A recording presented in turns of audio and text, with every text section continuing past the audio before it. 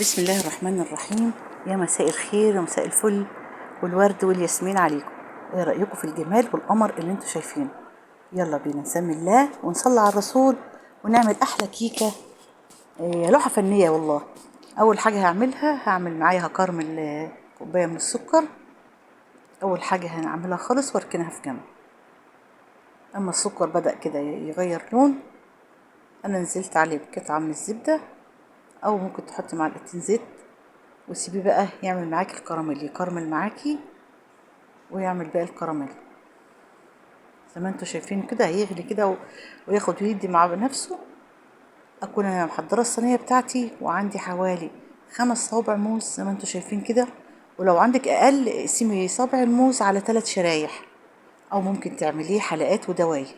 المهم ده هتبقى ايه القاعده بتاعت الصينيه بتاعتي، كراميل بالموز او الموز بالكراميل. كيكة طلعت ولا أجمل ولا أروع، وطعمها خطير. زي ما انتوا شايفين كده رصينا الصينية، الحتة المفتوحة فوق والقبوة هي اللي في أرضية الصينية، ونزلنا عليها بالكراميل بتاعتنا وكده ركناها في جنب.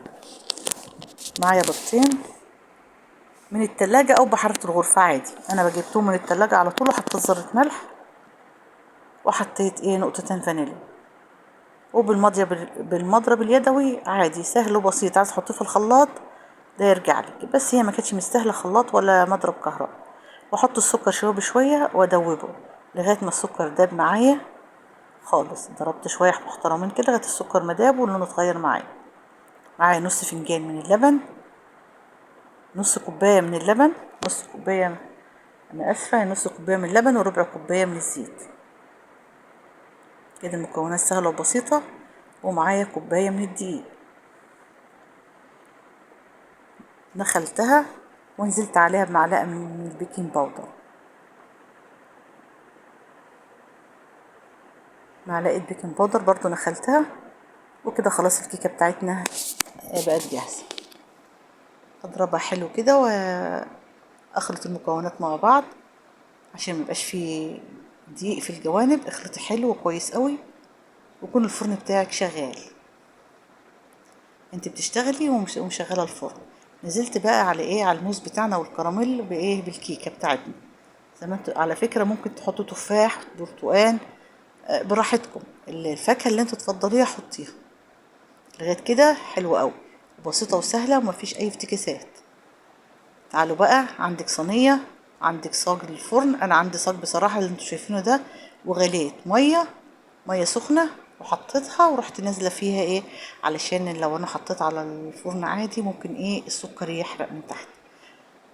طبعا هي طلعت معايا زي ما انتوا شفتها فله كده، وانا طبعا جبت البلانشه وقلبتها عليها ورجعتها في الصينيه تاني في البايركس بتاعها تاني، عشان بصراحه ما كانش عندي صينيه طويله ان انا اقدر اقلب عليها. زي ما انتوا شايفينها كده، ورده فله وشمعه منوره. ولا انتوا لكوا راي تاني؟ شايفين الجمال؟ وسهله قوي قوي قوي بقى في التقطيع، وطعمها جميله جميله جميله. شايفين جمالها؟ شايفين حلاوتها؟ سهله وبسيطه ومش هتاخد معاك وقت. ولو الموز عندك قليل اعملي حلقات واملي الصينيه من تحت، او قسمي الموز على 3. تعالوا بقى نقسمها بقى. قسمتها بالنص ورجعت قسمت الجهادي والجهادي. بتطلعي الواحده بوحدتها كده، يعني مدرجه كده حلوه قوي. انا بقسمها بالعرض برضو، المهم ان انا ما اجرحش الموز، اسيب المنظر شكله حلو كده. شايفين بقى طلعتها جميله قوي ازاي، كل قطعه منفصله عن التانية زي ما انتوا شايفين كده. كل هي محدده نفسها بعد بين الموزه والموزه. شايفين بتطلع لوحدها ازاي؟